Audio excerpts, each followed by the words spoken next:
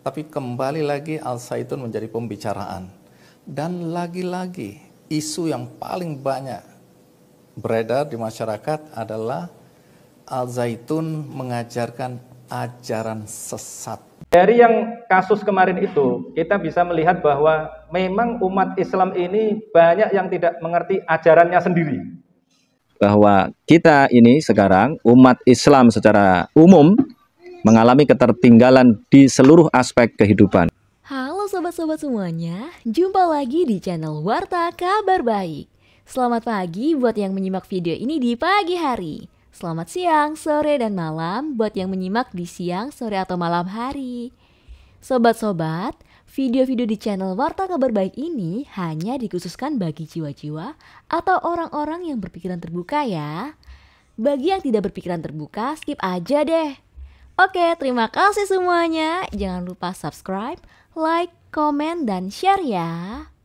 Dari stempel atau stigma bahwa Al-Zaitun ini mengajarkan ajaran sesat, apa komentar Anda? Saya tidak berkomentar dulu. Saya bertanya, siapa yang mengatakan itu? Oke, kalau di permukaan banyak sekali. Simpulkan dulu satu. Oke, saya simpulkan. Ini berkaitan terutama dengan video yang beredar dan itu menjadi viral dan itu komentarnya jadi bermacam-macam dari berbagai perspektif. Salah satu yang dilihat adalah adanya seorang perempuan di antara para pria dalam sholat Id atau sholat Idul Fitri baru-baru ini. Langsung orang menyimpulkan ada yang nggak beres ini. Berarti ada yang salah dalam ajaran di pondok pesantren Al-Zaitun. Itu aja dulu. Yang menuduh sesat bukan mereka. Kalau mereka, orang yang lain-lain tidak akan terpengaruh. Yang memberikan tuduhan itu unsur yang menganggap dirinya punya wewenang. Oke. Nah, apa perlu saya sampaikan? Kalau di luar sana, Majelis Ulama Indonesia menyatakan bahwa ini memang ajarannya sesat. Kalau kelembagaan ya. Sudah, oke. Itu yang saya ingin mendengar dari sampean. Oke. Kalau kita pikir ajaran di Az-Zaitun, ada kurikulum. Kurikulum jelas, kurikulum Departemen Agama, kurikulum Diknas, kita combine, dan itu mendapatkan akreditasi. A, apa itu? A unggul. Tingkat dasar, tingkat menengah, tingkat atas, akreditasinya A unggul. Kalau itu sebuah ajaran sesat, dari dulu sudah out. Kemudian, kalau hal-hal yang berkenaan dengan pelaksanaan sholat, kemudian ada wanita, saya mengedepankan fikih sosial, mengangkat harkat martabat wanita yang selama ini terpinggirkan. Baru dimulai dalam politik, itu pun hanya 30%. Sedangkan pemahaman yang saya punya berdasarkan Al-Quran sama. Innal muslimin wal muslimat, wal mu'minin wal mu'minat, wal qanitin wal qanitat, tidak pernah dikesampingkan, sejajar. Nah, kalau soal itu saja lantas sesat menyesatkan, bagaimana dunia? Itu hak asasi manusia untuk menjalankan ibadat menurut keyakinannya. Dasar kami Al-Quran. Tapi tafsirnya berbeda dengan yang ditafsir oleh... Jangan cari persamaan. Kalau persamaan semua, selesai dunia ini. Dunia berpikir itu terus berkembang. Berkembang, berkembang. Begitu juga kita memahami Al-Quran, bukan menafsir. Memahami. Pemahaman yang kemudian dianggap menyimpang. Itu anggapan yang tidak sama dengan anggapan kita. Oke-oke saja. Saya juga tidak menyalahkan orang itu. Inilah kebebasan beragama. Siapapun tidak boleh memberikan stigma. Sampai negara saja tidak mau menstigma. Karena apa? Undang-undang dasarnya seperti itu. Apakah saya harus taat kepada orang yang tidak berdasar Undang-Undang Dasar 45? Di mana? Kita harus taat kepada undang-undang. Walaupun apa yang sudah berjalan selama ini yang dikenal oleh orang-orang itu adalah kelaziman. Kelaziman memang lazim, tapi berikan hak kepada kita yang memahami agama ini dari Al-Quran tadi. Dan ini bukan dibawa ke masyarakat, ditanamkan kepada generasi yang kita bawa untuk mencintai negaranya ini, supaya bisa memahami ajarannya dengan baik. Kalau kurikulum berjalan, tapi kita memberikan semangat kepada pelajar dengan pembinaan agar rohnya ini punya kemerdekaan, agar fikirnya punya kemerdekaan, agar ilmunya punya kemerdekaan, sehingga apa yang dikhayalkan untuk mencapai dunia baru bahagia akan ketemu. Jadi tidak boleh siapapun. Agama itu pribadi, tidak boleh dicampuri dengan yang lain-lain. Dan saya tidak pernah menistakan orang yang punya kelaziman itu. Aman. Jadi ini bukan ajaran sesat menurut Anda ya? Bagaimana sesat? Saya ini takut sesatan. Tidak ada. Saya tidak pernah mengatakan orang lain sesat, saya benar. Nah, berikan hak juga, jangan disesatkan saya. Kan namanya persatuan Indonesia terjangkau. Baik, soal sesat ini kan bukan cuma itu alasannya. Kembali lagi ke video, karena ini selalu dasarnya adalah video yang kemudian silakan, beredar. apalagi? Di video itu ada seorang non-muslim yang menjadi bagian dari sebuah prosesi sholat itu, yang duduk di situ. Ini sesuatu yang juga dianggap tidak benar. Siapa yang mengatakan itu tidak benar? Quran tidak mengatakan itu tidak benar.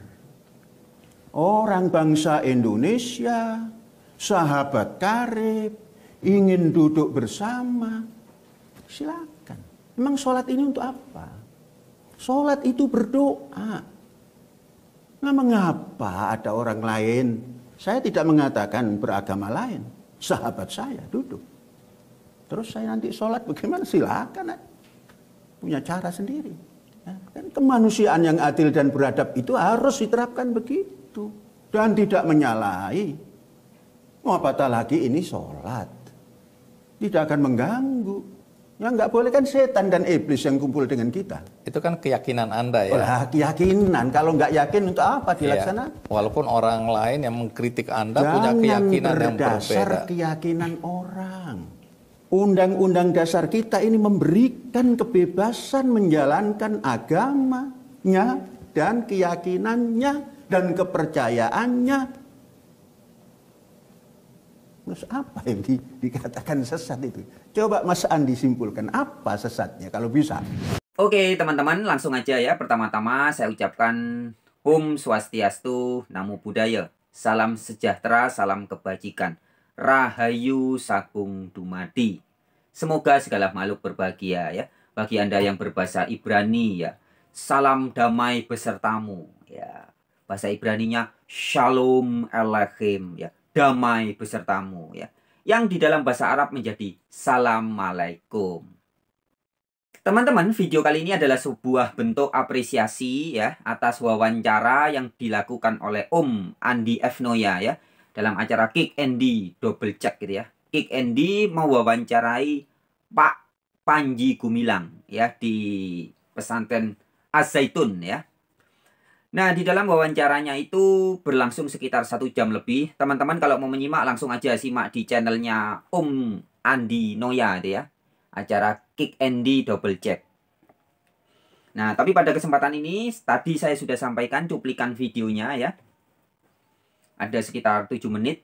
Nah, Ada satu poin yang akan saya tanggapi teman-teman ya. Saya berikan apresiasi, terima kasih buat Pak Panji Gumilang dan juga buat Andi F. Noya ya. Dan izinkan dengan segala hormat saya memberikan opini saya atau pendapat saya atau fatwa saya ya. Jadi fatwa itu pendapat, fatwa itu opini ya. Fatwa itu bukan firman dari Allah, bukan firman dari Tuhan, bukan ya. Fatwa itu opini atau pendapat. Sehingga siapapun kita manusia berhak juga berpendapat atau beropini alias memberikan fatwa.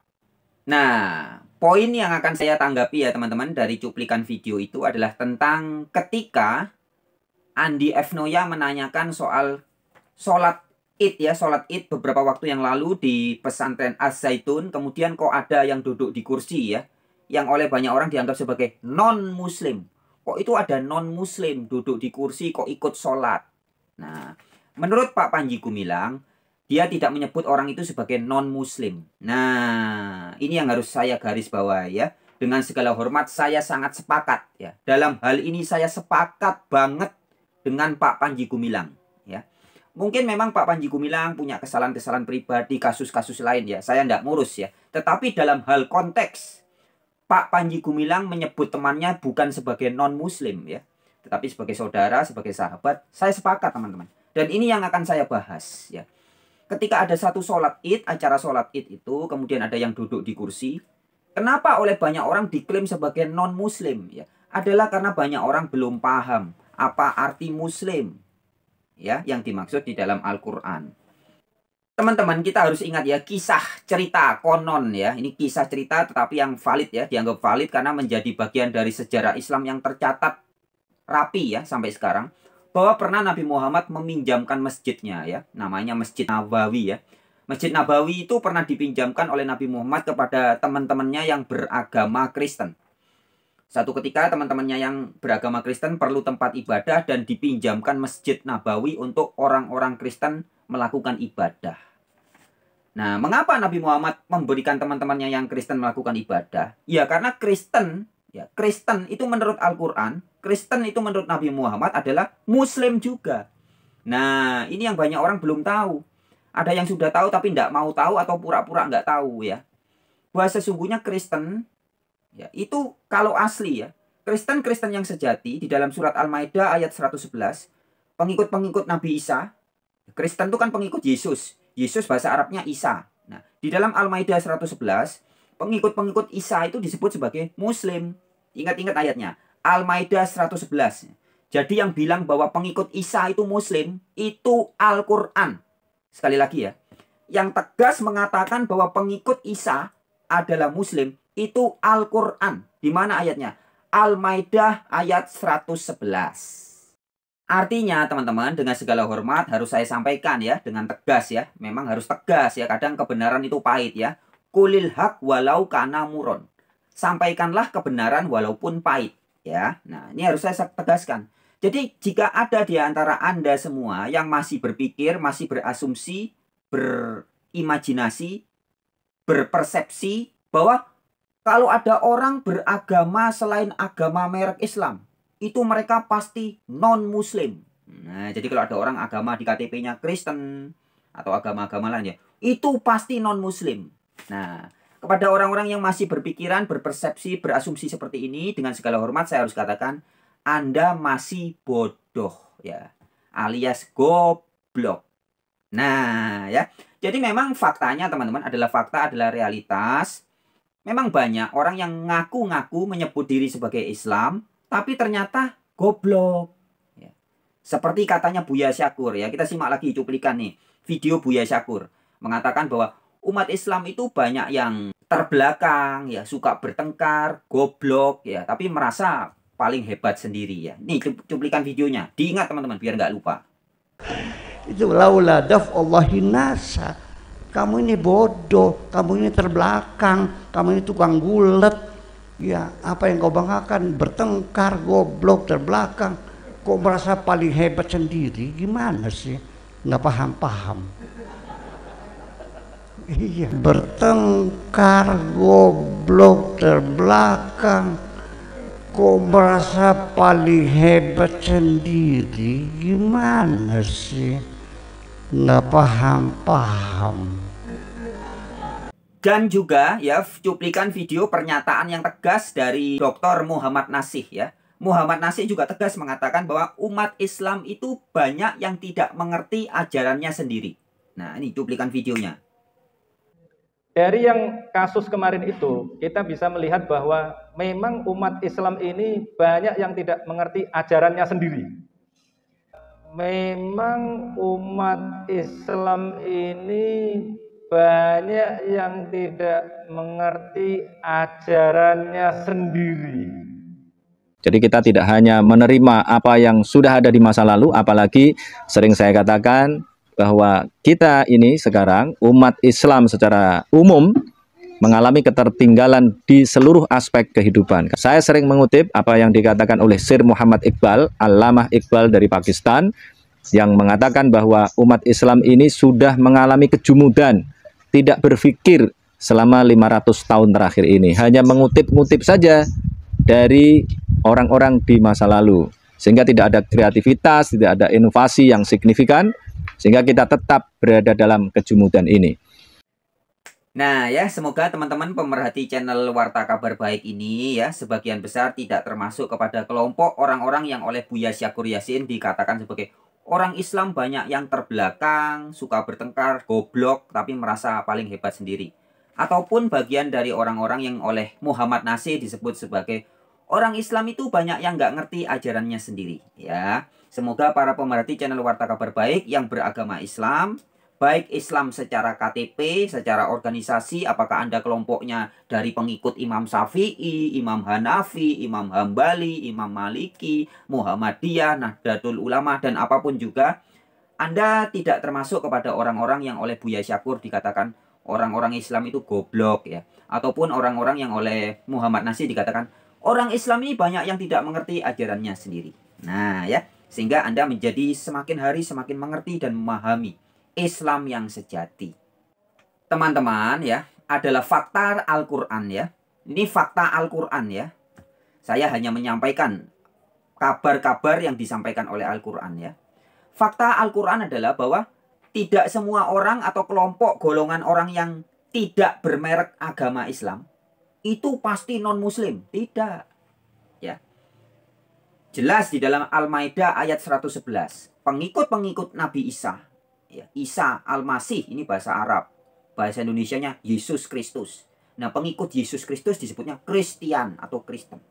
Nah, pengikut-pengikut Yesus alias pengikut Isa alias orang-orang Nasrani atau Kristen itu di dalam surat Al-Maidah 111 jelas disebut sebagai Muslim. Anda juga bisa bandingkan ayat-ayat yang lain ya. Misalkan di dalam surat Al-Baqarah ayat 62 atau Al-Maidah ayat 69. Di situ dikatakan orang-orang yang selamat yang tidak ada kekhawatiran adalah sesungguhnya orang-orang Yahudi, orang-orang Nasrani, orang-orang Sabihin, barang siapa yang beramal saleh dan berbuat kebajikan tidak ada kekhawatiran. Ya. Jadi yang disebut orang-orang yang selamat itu bisa aja mereka berada di kelompoknya Yahudi, di kelompoknya Nasrani, di kelompoknya Sabiin ya.